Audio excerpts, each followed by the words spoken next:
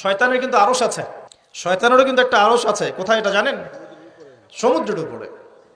অনেকে বলে যে ভাই বারমুদা ট্রায়াঙ্গেলে আছে নাকি, তো এটা আমরা জানি না, এভাবে বলা যাবে না, এটা আমরা ব্যাখ্যা করতে পারবো না, আল্লাহ ভালো জানেন। তো এখন শয়তানও কিন্তু সিংহাসনে বসে, দিন শেষে বসে ওর যে চেলা চামুন্ডা যারা আছে ওদেরকে ডাকে, ডেকে বলে আজকে কি করাইছো তোমরা? একজন বলে যে আমি তো জেনা করাই দিছি দুজনের মধ্যে, আমি মদ খাইয়েছি মানুষকে, আমি মানুষকে পরকীয়ায় লিপ্ত করেছি, আমি একজনকে একজনের বিরুদ্ধে উস্কে দিয়ে হত্যা করিয়ে দিয়েছি, এরকম করে শয়তানরা বলতে থাকে। তো ইবলিস বলে না, তোমরা তেমন কোনো কাজ করতে পারো না। ইতিমধ্যে একজন শয়তান এসে বলে যে আমি একটা কাজ করেছি। কি কাজ করেছো? যে আমি একটা পরিবারের স্বামী স্ত্রীর মধ্যে বিচ্ছেদ ঘটিয়ে দিয়েছি। কি করেছে? এটা এখন বেশি হচ্ছে না? বেশি হচ্ছে না? আপনারা খবর রাখেন না মনে হয়, পড়াশোনা করে দেখেন, প্রতি 3-4 মিনিট একটা ডিভোর্সের ঘটনা ঘটে, প্রতি 3-4 মিনিটের মধ্যে। তো এবার শয়তান তাকে ডাকে, এদিকে আসো, তুমি একটা কাজের কাজ করেছো। তখন নিজের গলার যে মালা বা যেটা আমরা গোল্ড মেডেল বলি, অ্যাওয়ার্ড যেটা বলি, এটা তার গলায় সে পরিয়ে দেয়, দিয়ে বলে তুমি একটা কাজের কাজ করেছো। তার মানে আমরা বুঝতে পারলাম শয়তানের কাছে সবচেয়ে বড় একটা মিশন কি? পরিবারগুলোকে ধ্বংস করে দেয়। খুব সতর্ক থাকতে হবে আমাদের সবাইকে। আল্লাহ পাক আমাদের সবাইকে ধৈর্য দান করুন। কারণ পরিবার টিকে থাকে ধৈর্যের উপরে।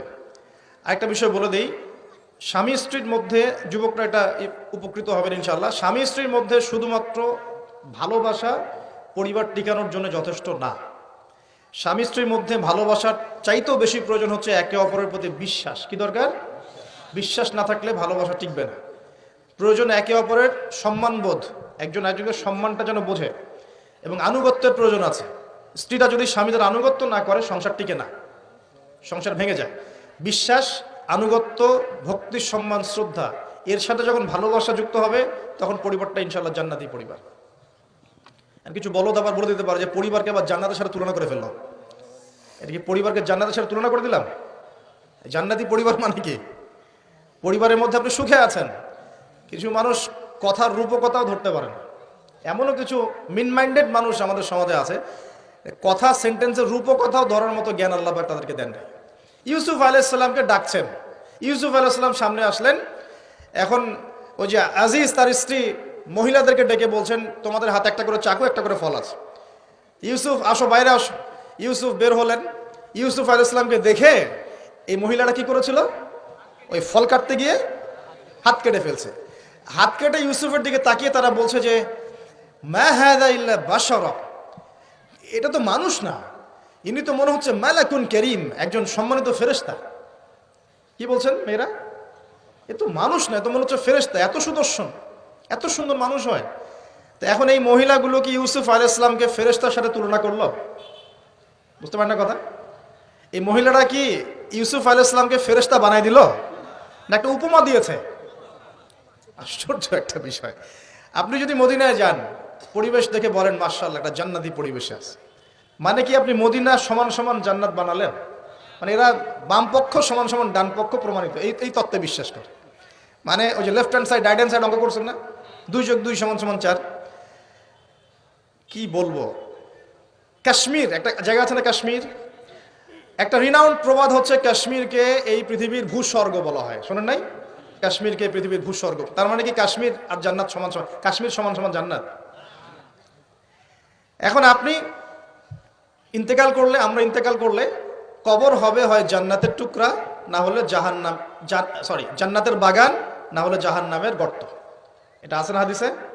কবর হবে হয় জান্নাতের বাগান, না হলে কি জাহান্নামের গর্ত। এখন একজন জান্নাতি মানুষ, মনে করেন একজন জান্নাতি মানুষ, আমরা যার ব্যাপারে জানি যে তিনি জান্নাতি, যেমন এক্সাম্পল দিচ্ছি, নাম জানেন? সাহাবী নাম শুনেছেন? মুআজ বিন জাবাল রাদিয়াল্লাহু আনহু ইনশাআল্লাহ জান্নাতি না জাহান্নামী? ইনশাআল্লাহ জান্নাতি। এখন মাওলানা তারেক জামিল সাহেব, তিনি তার হাফিজাহুল্লাহ তার কবর জিয়ারত করতে গিয়েছেন, এই কয়েকদিন আগের ঘটনা। সেখানে গিয়ে তিনি বলছেন যে আমি কবরের সামনে দাঁড়িয়ে আমি দোয়া করতে শুরু করলাম, মিশকাম্বরের ঘ্রাণ পেতে শুরু করলাম। মাওলানা তারেক জামিল হুজুরের ভিডিও ক্লিপ আছে, দেখেন ইউটিউবে, তিনি বলছেন এখন এই যে সাহাবী মুআজ বিন জাবাল একজন জান্নাতি সাহাবী, তো তার মাকবারা থেকে যে মিশকাম্বরের ঘ্রাণ আসলে এটা কি জাহান্নাম থেকে আসবে? এখন কেউ যদি বলে যে মাশাআল্লাহ এই ঘ্রাণ শুনে তো মনে হচ্ছে যে এটা জান্নাতি ঘ্রাণ, তার মানে কি সেই কবরটাকে জান্নাতের সাথে তুলনা করলো? মানে কবরটা সমান সমান জান্নাত। এই যে 2 + 2 4 মেলানোর চেষ্টা করে, মানে মানুষের ইন্টেলেকচুয়াল লেভেল কত নিচু হয়ে গেলে একটা রূপকথাও মানুষ বুঝতে চেষ্টা করে না। আর এই সিলি একটা ইস্যুকে নিয়ে সারা অনলাইন গরম করে রেখে দেয়। ভাবখানা এমন যে ইসলামী খেলাফত কায়েম হয়ে গেছে, আর কোনো ইস্যুই বাকি নাই, এই একটা ইস্যুই বাকি আছে, এটা শেষ হলেই খতম, খালাস। আমি আপনাদেরকে রিকোয়েস্ট করব যে পড়াশোনা করেন এবং দূরদর্শিতা অর্জন করেন। উম্মাহ এখন কোন জায়গায় আছে, আমাদের ল্যাকিংসগুলো কোন কোন জায়গায়, এবং কোন কোন জায়গায় আমাদের বেশি কাজ করতে হবে সেগুলোকে বেশি গুরুত্ব দেন। আর দিন শেখার জন্য অনলাইন একমাত্র প্ল্যাটফর্ম নয়, এখানে পুরো থাকবে না।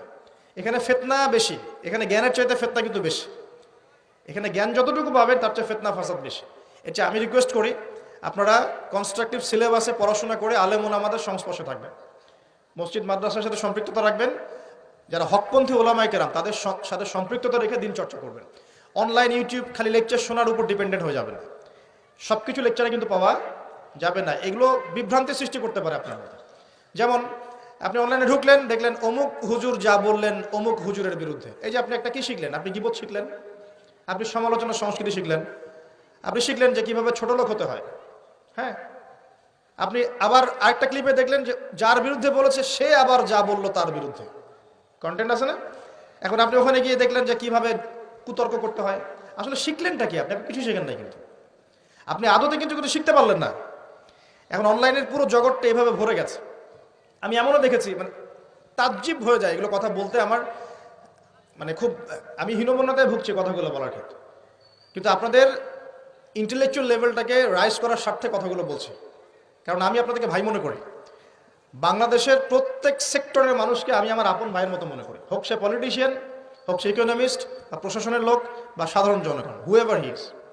আপনি যখন পুরো জাতির সবাইকে আপন করতে পারবেন না, তাদেরকে নসিহত করতে পারবেন না, সাম্প্রদায়িক হয়ে যাবেন, তখন আপনি একটা সম্প্রদায়ের স্বার্থ দেখবেন, অন্যদের স্বার্থ আপনি দেখতে পারবেন না। কিন্তু দেখুন, আমার কথাটা গৌরবের সাথে শোনেন। একজন ব্যক্তি বিশুদ্ধ করে কোরআনও তেলাওয়াত করতে পারে না। একটা আয়াত তেলাওয়াত করতে আমি নিজে দেখছি তার 15-20টা ভুল হচ্ছে। ভুলগুলো এমন মেজর ভুল হচ্ছে যে আয়াতের অর্থ বিকৃত হয়ে যাচ্ছে। সেই মানুষকে দেখলাম স্টেজের মধ্যে বসে বড় বড় আলেম যারা ইফতা ফারেক হয়েছেন, বড় মুহাদ্দিস মুফাসসির মুফতি হয়ে গেছেন, ওই মুফতি সাহেবদেরকে সরাসরি স্টেজে চ্যালেঞ্জ করছে যে বুকের পাড়া থাকলে আমার সামনে আয়। অথচ আমি নিজে তেলাওয়াত শুনে দেখলাম সূরা নিসার একটা আয়াত তেলাওয়াত করতে 12টা ভুল করে ফেলেছে। তেলাওয়াতই হয় না, মানে মদ মাখরাজ মক্তব আছে না, মক্তব, এই মক্তবের লেভেলের বাচ্চারা যে তেলাওয়াতটা পারে সেই তেলাওয়াতটাও পারে না। এটা আপনারা হয়তো বুঝবেন না, কারণ অনেকে বুঝবেন না, যারা আলেম তারা বুঝবেন কথাটা। এখন এই যে কুতর্কের সমালোচনার অপসংস্কৃতি ইউটিউব ফেসবুকের মধ্যে দিয়ে ছড়িয়ে গেল না,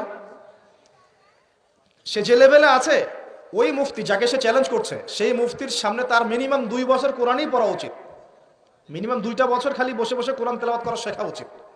সে স্টেজে উঠে ফখর করে তাকে বলছে বাহাসের জন্য আসো, এখনই বাহাসে বসবো।